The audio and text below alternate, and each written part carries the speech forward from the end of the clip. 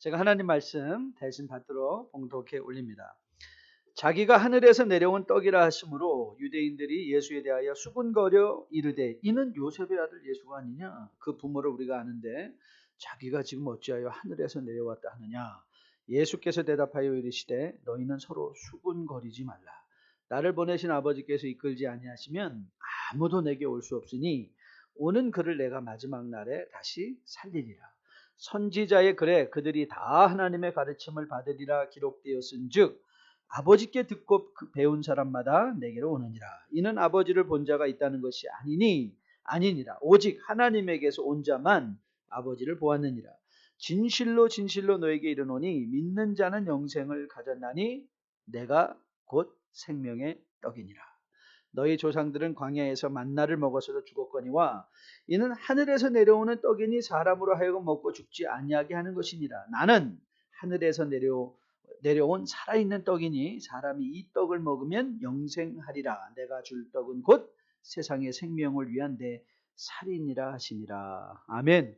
원래 로마서 4장을 들어갈까 두 번째 시간으로 들어갈까 했는데 이 4장에서 조금 머물러야 될 시간이 있을 것 같아서 또 이렇게 하면 시간이 좀 공백이 생길까 봐 전체 내용을 좀 제가 돌아와서 강론하는 것으로 하도록 하고 오늘은 요한복음의 오늘 주일 매일 성경 묵상 말씀을 가지고 여러분과 함께 말씀을 나눠보려고 합니다. 오늘 6장 말씀은 사실 우리 믿음 생활에 있어서 상당히 중요한 말씀 중에 하나입니다. 저는 이 말씀을 준비하고 기도하면서 여러분들이 다시 한번 이 믿음 생활에 대한 새로운 기대감들이 믿음의 기대감들이 새롭게 형성되어서 여러분들이 부르심을 받고 있는 바 믿음의 삶들이 이해되어지고 그래서 그 이해되어진 상황 속에서 온전하게 대처하면서 모든 것을 합력하여 선을 이루시는 주님의 놀라운 은혜를 여러분들이 다시 한번 체험할 수 있게 되기를 주님의 이름으로 축복드립니다. 여러분이 잘 아시는 대로 요한복음은 4장 이후에 아주 급박하게 전개되는 것을 보게 됩니다. 5장 이후에 5장에서 여러분들이 잘 아시는 것처럼 38년 된 병자를 치유해 주시는 사건. 그런데 그 사건이 매우 의미심장한 게 주님께서 병자를 일으켜 세워주셨다라는 차원으로 접근하면 안 되고 왜 주님은 38년 동안 이 38년이란 숫자를 강조한 이유가 어디 있다고 그랬죠? 이 사람이 오늘 내일 죽을 급한 병 든 사람이 아니라는 거예요. 그의 병이 오래되었던 사람입니다. 오랫동안 아팠던 사람입니다. 그래서 주님께서 굳이 그날 안 고쳐줘도 됐어요. 그런데 여러분이 5장을 자세히 살펴보시면 그 사람이 주님을 찾아간 것도 아니고 주님께서 그 사람을 찾아오셨던 것을 또 보게 됩니다. 그때 주님은 그를 고쳐주셨는데 그날이 마침 무슨 날이었죠? 안식일이었습니다. 그 안식일 날 병을 고쳐주신 것으로 말미암아 주님의 사역에는 일대 전환이 일어나게 되었는데 종교 지도자들과 엄청난 갈등 관계로 들어가기 시작한 것입니다. 엄청난 갈등 관계로 들어가고 주님을 죽이고자 하는 일까지 생기는 구체적으로 이 사람은 가만히 내버려둬서는 안 되겠다라는 이런 적대감이 종교 지도자들이나 많은 군중들 가운데 스스로 유대인이라 생각하며 성경을 신봉한다는 사람들 가운데 이런 마음들이 일어나게 된 것을 보게 됩니다. 그리고 6장에 들어와서는 6장에서 우리는 바로 오병이어의 이적을 베풀어 주시는 주님을 보게 됩니다. 그런데 오병이어의 이적도 우리가 주님께서 이런 이적을 베풀어 주셨구나 라는 차원보다는 여러분이 좀 어드한 것, 왜 이렇게 하셨을까? 상식적으로 이렇게 하시면 더 좋았을 것 같은데 그 상식을 깨는 행동들이 굉장히 많이 나옵니다. 그 중에 하나가 주님께서 서둘러 제자들을 배에 태워 바다 저편으로 보내시는 것과 더불어 주님께서 그리고 또 한적한 곳을 찾아 기도하러 가셨다는 것, 그리고 사람들은 예수님을 임금 삼으려 했다는 것. 이것도 아주 우리가 깊이 묵상해야 될 묵상 포인트 중에 하나입니다. 만일 주님께서 대중의 인기를 몰아 로마의 정부를 전복하는 것이 의도였다면 지금보다 더 절호의 찬스가 없습니다. 그런데 주님은 그것을 기회라 여기지 아니하시고 오히려 스스로 한적한 곳을 찾아가서 기도하시고 그리고 또 하나 이적이 일어나고 있는데 그것은 뭐냐면 바다 위를 걸어오시는 주님의 모습이 바로 우리 전 단락에서 볼 수 있는 모습입니다. 그럼 좀 이상하죠. 아니 기왕이면 대낮에 사람들이 다 보고 있을 때 바다 위로 유유자적 걸어오시면 얼마나 더 좋을까. 영향력의 차원에서 볼 때, 영향력에서 차원에서 볼 때 훨씬 더 인기몰이에 유익할 것 같은데 주님은 아무도 보지 않는 밤에 그것도 제자들에게 국한된 경험으로 이 바다 위를 걸어오시는 엄청난 사건을 일으킵니다. 여러분 인간이 바다 위를 걷는다는 사건을 상상해 보신 적이 있으신가요? 그런데 여러분 주님께서 공생애를 시작하시면서 이 사단의 시험 중에 그 두 번째 시험이 무엇인지 기억하십니까? 성전 꼭대기에서 내가 뛰어내리라라는 이 센세이셔널리즘, 아주 이런 이적을 통한 사람들의 센세이션을 일으키는 것이었는데 주님은 그런 의도가 전혀 없으셨다는 것을 다시 한번 우리에게 보여주시되, 그러나 적어도 이 요한복음을 읽고 있는 독자들에게는, 즉 여러분과 저, 이 요한복음을 읽고 있는 여러분, 주님께서 바다 위를 걸으셨다라는 것은 대중적인 의미가 있는 것이 아니라 요한복음을 읽는 사람에게 의미가 있는 거예요. 왜요? 아무도 모르니까. 그러나 요한복음을 읽는 여러분과 저에게는 의미가 있죠. 과연 정말 주님께서 하나님의 아들 구원자셨구나를 우리는 다시 한번 확인받고 계속해서 이 주님의 행적을 쫓아가라. 이게 요한의 큐입니다. 큐. 요한이 우리에게 명령하는 거예요. 내가 지금 만나고 요한의 복음을 통해서 만나고 있는 예수님이 어떤 분인지를 알고 진행해라. 진행해라. 그것을 우리에게 권면해주고 있는 것을 보게 됩니다. 자, 이제 바다 위로 걸어오신 후에 전 단락에서는 당신이 바로 하늘로부터 내려온 생명의 양식, 곧 출애굽 백성들에게 왔던 만나이셨다는 것, 만나의 원형이시다는 것. 그래서 우리가 성경을 공부하다 보면 이 성경의 모형론이라는 것이 있습니다. 타이팔러지라고 하는데요. 그러니까 구약에는 모형으로, 타입으로 보여졌던 것이, 그것이 이제 신약에 와서는 엔티타입, 원형으로 나타나는 거죠. 즉 어린 양의 그 피가 모형이었는데 예수 그리스도의 십자가의 보혈이 원형, 즉 모형은 원형을 가리키는 거죠. 모형은 원형을 가리키는 것. 그것이 이제 타이파다지였었는데, 광야에서 백성들이 반석에서 물을 먹고 하늘로부터 내려온 만나를 먹었다는 것이 곧 뭐였습니까? 생명의 떡 대신 예수 그리스도, 우리가 먹어야 될 영적인 만나로서의 그리스도이심을 가리키는 것이었다. 그래서 구약이 전부 다 예수 그리스도의, 오실 예수 그리스도를 가리키는 지시봉들이다 라는 것을 우리가 요한을 통해서 다시 한번 확인받으면서, 자, 오늘 이 48절에서 그 사실을 우리에게 확인시켜주고 계신 것을 보게 됩니다. 여러분 48절을 보시면 내가 곧 생명의 떡이니라 라고 했던 이 말씀이, 바로 주님께서 이 생명의 떡이라는 것은 구약에서 예언되어지고 모형으로 보여졌던 그 선지자, the prophet, the messiah, 그 메시아, 그 왕, 그 구원자이심을 우리에게 이 내가 생명의 떡이다라는 이 표현도 굉장히 요한복음에서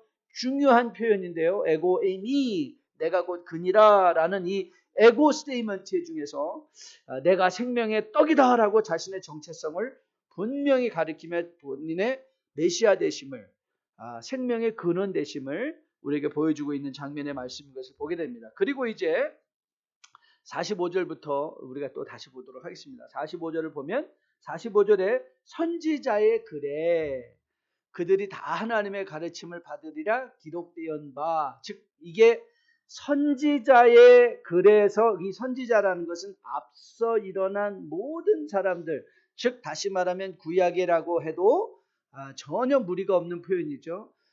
구약에 있는 그들이 다 하나님의 가르침을 받으리라 기록되었는데, 그때가 바로 언제다? 지금이다. 그러면서 주님께서 이렇게 말씀하세요. 마지막 후반부 부분인데요. 같이 한번 기록되었은즉, 자, 다 같이 읽습니다. 아버지께 듣고 배운 사람마다 내게로 온다. 자, 이 말씀이 이제 두 가지 현상, 주님께서 오셔서 두 가지 현상이 일어났다는 거예요. 얼마는 아버지께 듣고 배운 사람마다 내게로 온다. 즉 하나님의 말씀을, 이 구약의 하나님의 말씀을 제대로 이해한 자는 누구를 알아보는 거예요? 예수 그리스도를 제대로 알아봐야 된다. 그분이 곧 구원자요 생명의 떡 되신 것을 알아 그분을 믿게 되고 믿음의 역사가 실제로 일어납니까? 안 일어납니까? 일어나고 있습니다. 그러나 반면에 오늘 본문에서 또 하나 일어나고 있는 중요한 현상 중에 하나가 뭐죠? 그리스도를 대적하는 무리들의 불같이 일어나는 그 현상을 또 주의 깊게 바라보라는 것입니다. 자, 그래서 오늘 여기서 보면 아버지께 듣고 배운 사람마다 내게로 온다 할 때 이제 이 주님께 가는 믿음, 이 믿음이 뭐냐? 이제 오늘 우리가 그걸 좀 다뤄보려고 합니다. 여러분 혹시 트럼프 대통령 취임식들 보셨나요? 저는 그 연설문은 제가 역대 가장 짧은 연설문이라고 역대 대통령 중에 가장 짧은 연설문이라고 그렇게 소개를 받아서 제가 듣지는 못하고 읽어봤습니다. 그리고 한국 복음신문에, 한국 기독교신문에 이 기사가 계속 실렸어요. 이 트럼프 대통령 취임식에 초대받은 목사님 한 분을 소개했습니다. 그분이 누구냐면 팔라 화이트라는 여자 목사님이세요. 근데 이 여자 목사님은 어떤 분인가 하면, 이분은 어떤 분인가 하면 하나님은 부자를 좋아하신다. 그래서 이분은 번영신학, 프로스페리티 가스펠에 아주 선두에 서 있는 분입니다. 그래서 이분의 웹사이트를 가보면 뭐가 있냐면 50불 미만 헌금하면 하나님 부자가 되는 하나님의 메시지를 다운로드 받을 수 있고, 그리고 50불 이상을 헌금해서 보내주면 DVD를 보내준대요. 그러면 부자가 될 수 있대요. 그리고 하나님은 부자가 되길 원해요. 부자를 좋아하신다. 여러분 누구만 부자 되었게요? 그 목사님만 부자예요. 얼마나 예쁘게 생긴지 몰라요. 옷도 얼마나 명품을 입으시고 얼마나 정말 아주 잘 꾸미신지 몰라요. 지금 논쟁 중인 한국의 대형교회 목사님의 설교를 제가 신년 첫 설교를 들어봤습니다. 그분께서 이런 말씀하셨어요. 하나님께 순종하면 축복받습니다. 근데 제가 그 말을 곱씹으면서 생각해 봤어요. 정말 하나님을 믿고 하나님께 순종하면 축복을 받을까? 근데 그 축복이 뭘까? 제가 정말 그 교회당은 정말 부럽습니다. 와, 정말 환상해요.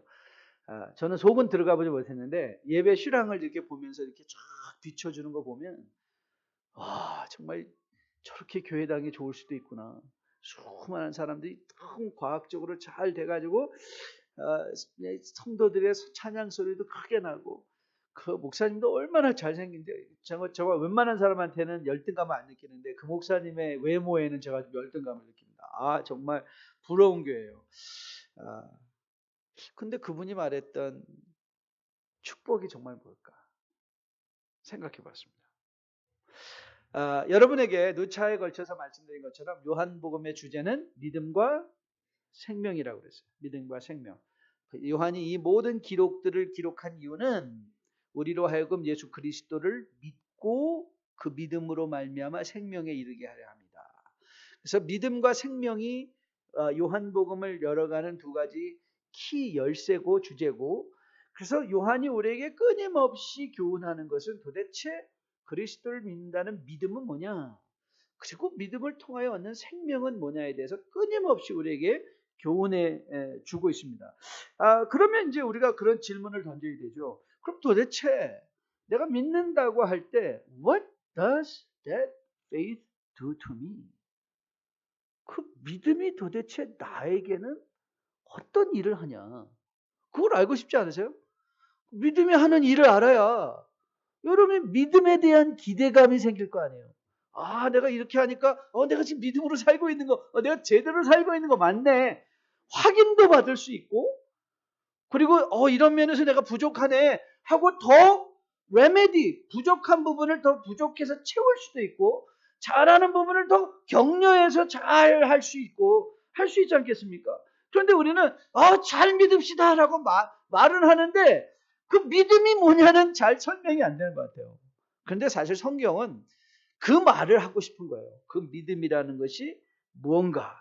자, 그래서 오늘 저는 여러분에게 이 믿음의 기대감, 왜냐하면 제가 30년 목회를 하면서 이 믿음에 대한 잘못된 기대감으로 실족하는 분들을 굉장히 많이 보았기 때문에 믿음에 대한 잘못된 기대감으로 실족하는 분들.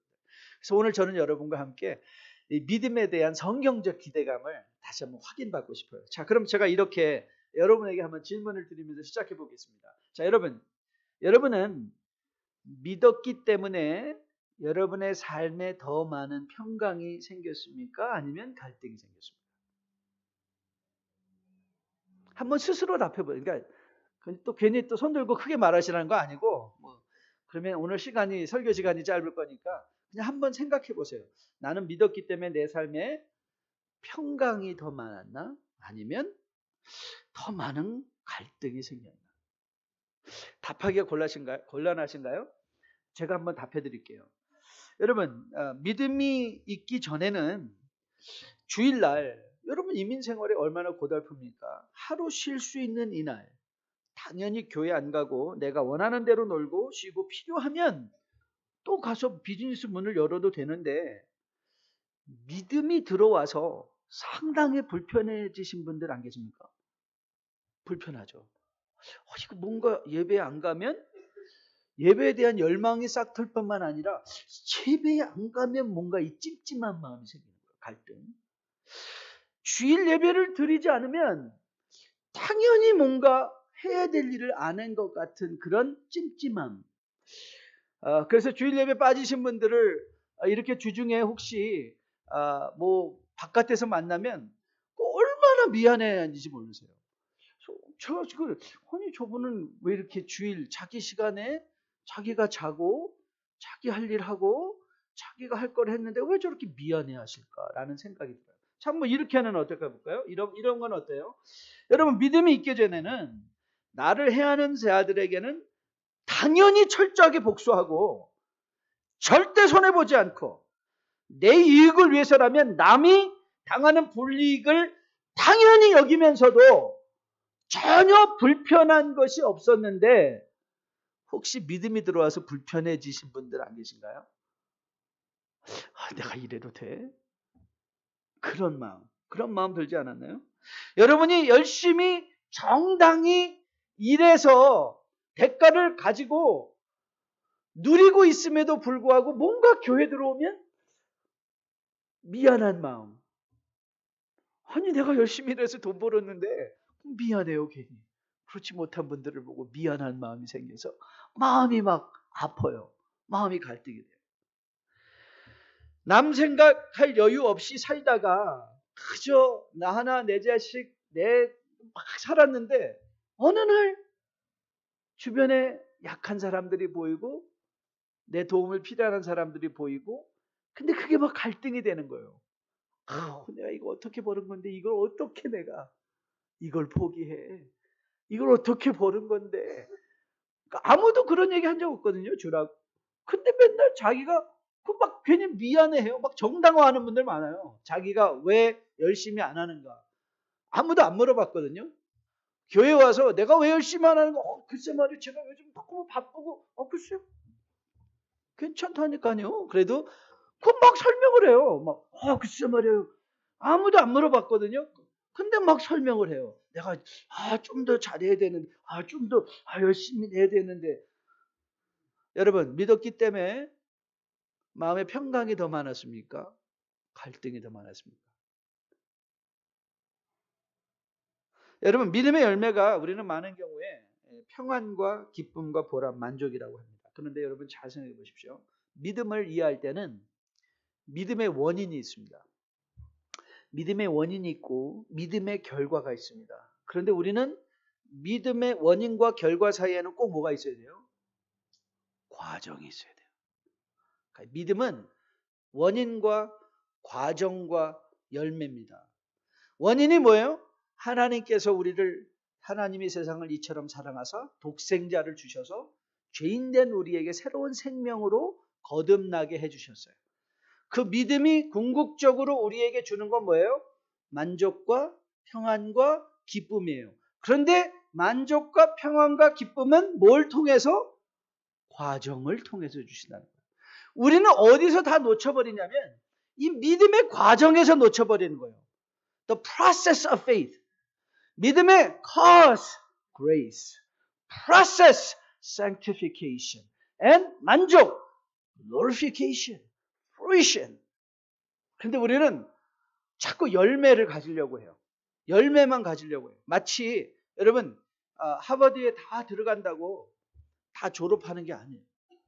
하버드에 들어가기 때문에 졸업하는 게 아니라 하버드에 들어가서도 뭐 열심히 해야 되죠? 네, 열심히 공부해야 돼요. 열심히 공부해야 돼요. 이 과정에 대한 이해가 있어야 돼요. 그래서 오늘 저는 여러분과 본문을 통해서 주님이 오늘 이 사건을 통해서 그러면 믿음은 우리 안에서 어떤 과정을 거치는가를 보려고 하는 거예요. 믿음은 어떤 과정을 거치는가. 자, 오늘 본문에서 나는 생명의 떡이다라고 선포하신 주님의 말씀에 대해서 사람들이 뭐 하고 있다고 적고 있죠? 수군거렸다고 적고 있어요. 수군거렸다. 이 수군거린다라는 단어는 아주 중요한 단어입니다. 왜냐하면 이 수군거리다는 단어가 이 70인역이라는 히브리어 성경을 헬라어로 번역해 놓은 성경에서 똑같은 단어가 언제 사용됐는가 하면 출애굽한 백성들이 모세와 하나님을 향하여 원망하고 불평할 때 사용됐던 그 단어예요.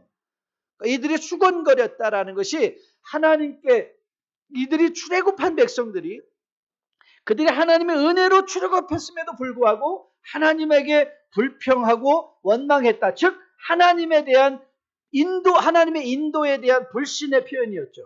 유대인들이 수군거렸던 이유가 뭐였죠? 41절에 그 원인이 잘 나와 있습니다. 자, 원인 41절 한번 읽어보겠습니다. 시작. 자기가 하늘에서 내려온 떡이라 하심으로 유대인이 예수에 대해서 수군거렸다. 즉 유대인들이 회의를 품은 것은 예수님께서 자신을 하늘로부터 내려온 떡이다, 만나와 같이 표현하였기 때문에 수군거린 것이죠. 여러분, 하나님 예수님의 말씀을 들은 사람들에게 가장 먼저 걸렸던 게 뭐예요? 아니 자기는 땅에 있는데 하늘로부터 내려왔다는 거예요. 그리고 자기의 몸은 몸인데 떡이라고 하는 거예요.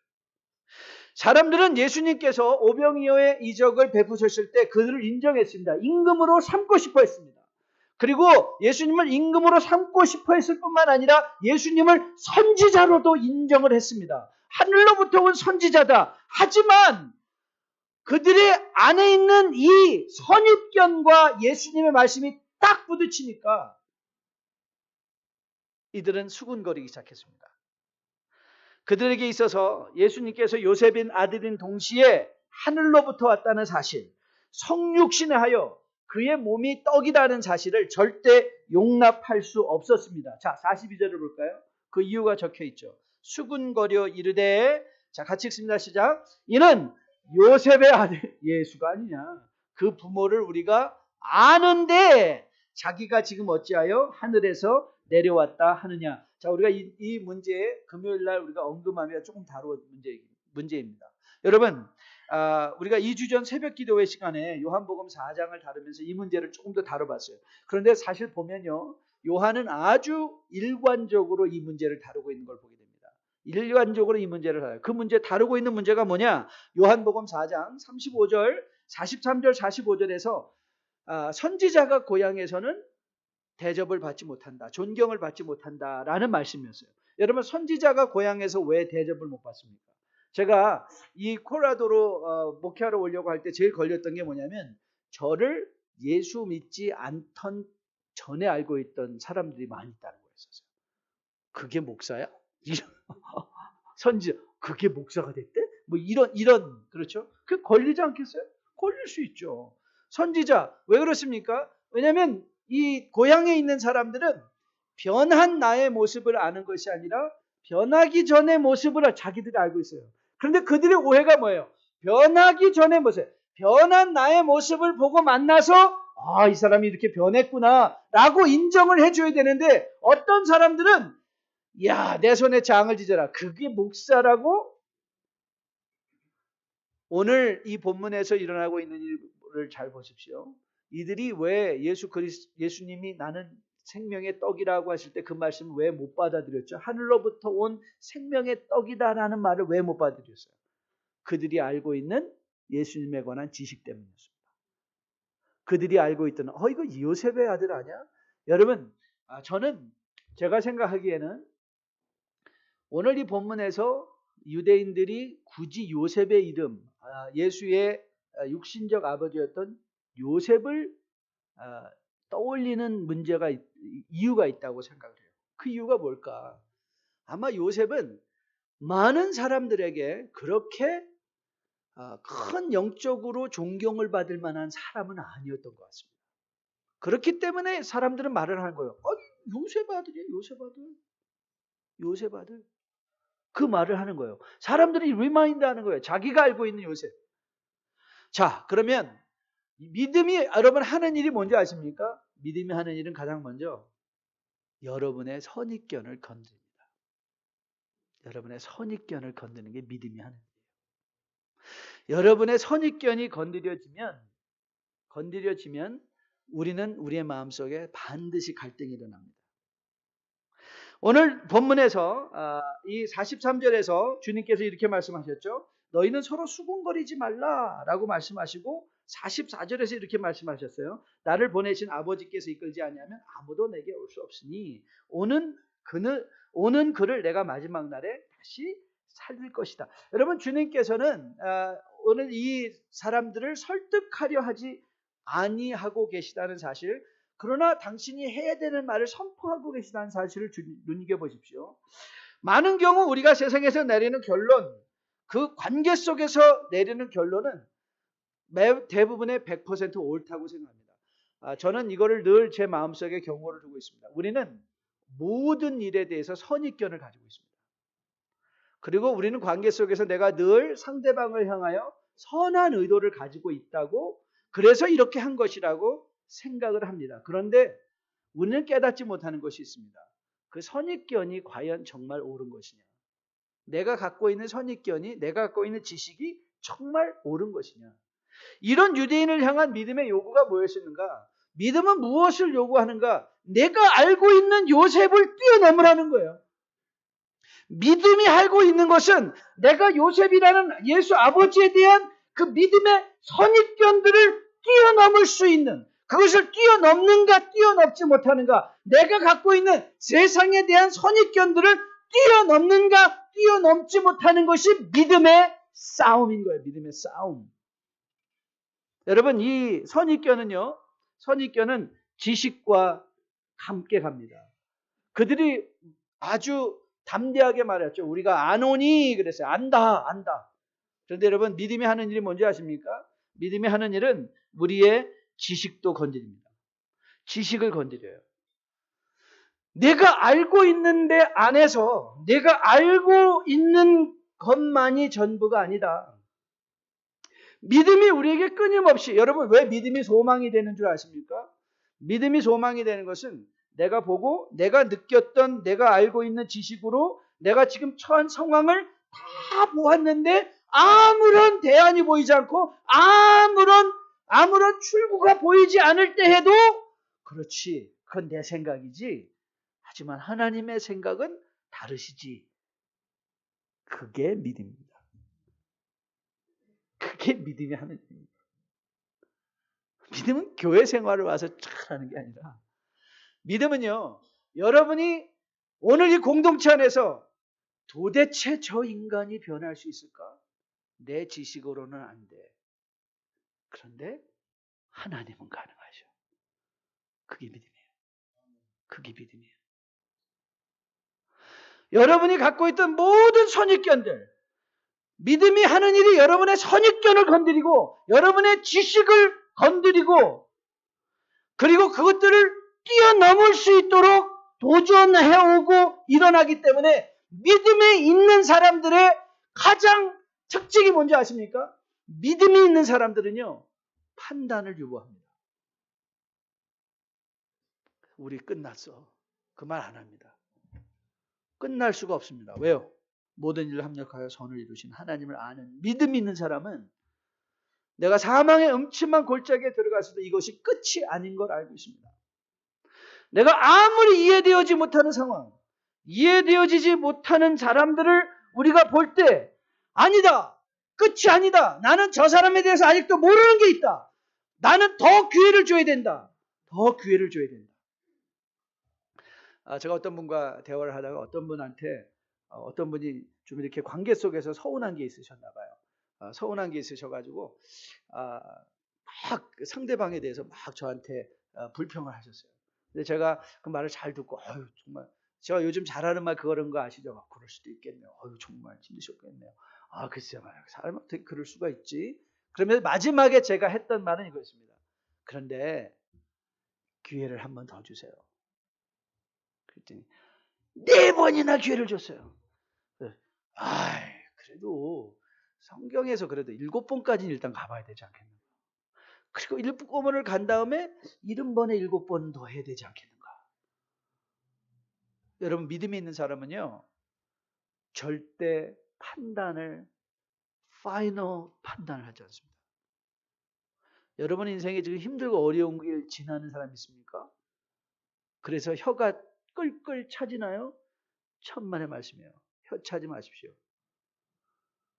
하나님께서는 그 사람을 하나님이 소망이 되시면 하나님은 그 일도 합력하여 선을 이루시며 그 사람을 만들어가고 있다는 사실을 기억하셔야 돼요. 여러분 요즘 시편 읽으시면서 어떤 느낌들이 드시나요? 시편을 읽으면 시인들이 늘 자기의 무지를 토로하죠. 주님 어떻게 나를 이런 자리에 왜 멀리 계시냐고. 어떻게 죄인들이 승하게 하시냐고. 여러분 시편을 읽으면서 그 시인들의 감정을 여러분 읽어내지 않습니까? 그런데 여러분 시인들의 특징이 뭔지 아십니까? 시편의 시인들의 우리에게 교훈이 되는 것, 다른 게 교훈이 아니라 그들이 하나님께 노래하고 하나님께 기도하고 하나님께 간청하고 있다는 것이죠. 그런데 오늘 본문을 보십시오. 여기 있는 이 믿음 없는 자들의 특징 중에 또 하나가 뭔지 아십니까? 믿음 없는 사람들의 특징 중에 하나가 자기들끼리 수군댑니다. 자기들끼리. 그래서 이 사람 찾아가서 이 말하고 저 사람 찾아가서 저 말하고 수군 여기도 수군 저기도 수군. 그런데 뭐만 빠져 있어요? 하나님께 나가는 것만 빠져 있어요. 하나님 나는 이해가 되지 않습니다. 나는 할 수 없습니다. 도저히 제 생각엔 이게 불가능해 보입니다. 그런데 믿음이 우리로 하여금 그 선입견과 우리의 지식을 뛰어넘게 한다는 것을 깨닫지 못하면 우린 거기서 주저앉아버리고 마는 것이죠. 여러분 그래서 믿음은요. 수군대지 말라라고 하시는 이 말씀에 딱 입을 닫는 것입니다. 딱 입을 닫고 순종하는 것이죠. 믿음이 우리에게 하게 하는 일이 뭐냐? 바로 순종하게 하는 일입니다. 순종한다는 것은 두 가지 차원이 있습니다. 첫째는 하나님의 주권을 인정하는 것입니다. 하나님의 내 인생의 주인 되신 하나님을 인정하는 것이 첫 번째라면 두 번째는 하나님께 항복하는 것입니다. 인정하고도 항복하지 않은 사람들 참 많이 있습니다. 그러나 항복은 체념이 절대 아닙니다. 항복한다는 건 체념한다는 것이 아니라 내 지금 일어나고 있는 모든 삶의 현실이 하나님의 인도하시는 것을 알아 거기 안에서도 기쁨과 감사와 사랑과 온유와 용서와 친절을 놓치지 않는 것입니다. 그때 평강이 내 열매가 되고 사랑이 내 열매가 되고 친절이 내 열매가 되는 것입니다. 언제? 순종할 때. 믿음을 통하여 하나님 앞에 행복한 인생들의 관심과 초점은 말씀입니다. 자, 51절이죠. 51절 같이 한번 읽겠습니다. 나는 하늘에서 내려온 살아있는 떡이니 사람이 이 떡을 믿으면 영생이니라. 내가 줄 떡은 그 세상의 생명을 위한 내 살이니라. 이 떡을 먹은 사람은 계속 뭐를 원한다고요? 이 떡을 원하는 거예요. 뭐를? 예수님을 계속 삶에서 삶에서 더 원하고 예수님을 더 알기를 원하는 것이죠. 데이비드 헨리 토로라는 사람이 있습니다. 이 사람은 내추럴리스트인데요. 자연주의자, 자연을 사랑한 사람이었는데요. 이 사람이 이렇게 얘기를 했어요. 부드러운 이슬비가 한번 내리면 풀밭은 한층 더 푸르러진다. 우리 역시 보다 훌륭한 생각을 받아들이면 우리의 전망도 밝아지리라. 이 사람은 제 생각에는 이 사람은 그냥 디에스틱, 이신주의적 자연주의자 같습니다. 그런데 이 상식적으로 이 사람이 이렇게 말을 해요. 상식적으로 우리 역시 보다 훌륭한 생각을 받아들이면 우리의 전망도 훨씬 밝아진다. 그랬어요. 저는 이거를 이렇게 생각했어요. 만약 우리가 매일의 삶의 현장 속에서 하나님의 말씀을 받아들일 수 있다면 우리의 전망은 훨씬 밝아질 것입니다. 그것이 믿음입니다. 내 선입견, 내 지식 내려놓고 그리고 하나님의 말씀을 부드러운 이슬비와 같이 매일의 삶 속에서 받아들여서 내 삶에 더욱더 푸르름을 유지하는 거예요. 그래서 그 믿음으로 선입견이 깨지고 내 지식이 깨어지고 하나님 말씀 앞에 순종하니까 내 삶에 감사와 기쁨과 평강이 내 마음속에 열매로 자리 잡게 되는 거예요. 저는 여러분과 저가 이러한 삶을 살아낼 수 있게 되기를 주님의 이름으로 축복드립니다. 믿음으로 일어난 갈등을 여러분 메시지로 삼고 잘 살펴보십시오. 여러분 믿음으로 갈등하는 주변에 있는 사람들을 보며 비하하지 마십시오. 저 사람 아직도 믿음이 저렇게 없어. 여러분 혹이라도 우리 가운데 이 주일날 그 예배 한 번이라도 오는 거를 아이고 저 인생은 어떻게 맨날 주일날 한 번 예배 오고 저래서 되겠나 그러지 마시고 그런 분일수록 격려해 주십시오. 그분은 엄청난 믿음의 갈등을 극복하고 주님의 예배 현장에 나온 분들입니다. 그분들을 격려해 주셔야 됩니다. 칭찬해 주셔야 됩니다. 그러면 그 믿음이 더 자라갈 수 있습니다. 그런데 판단하고 정죄. 제 마음에 일어났던 변화 중에 하나, 변화 중에 제가 산호세에서 이제 목회를 처음 하면서 마음에 일어난 변화 중에 하나가 이런 변화였습니다. 처음에 목회를 하고 나니까 목회를 할 때 시작하니까 주일 예배를 마치고 가면 제 마음속에는 늘 안 온 사람만 기억이 됐어요. 이 인간들은 다 어디 가 있어. 그런데 어느 순간에 하나님께서 제 마음을 고쳐주시고 만져주시면서 오신 분에 대한 감사가 생기기 시작했어요. 이분들이 오늘은 그 다음부터는 빈자리가 보이는 게 아니라 채워진 자리들이 보이기 시작했어요. 여러분 여러분의 인생에 빈자리를 보십니까? 채워진 곳을 보고 계십니까? 뭘 보고 계시나요?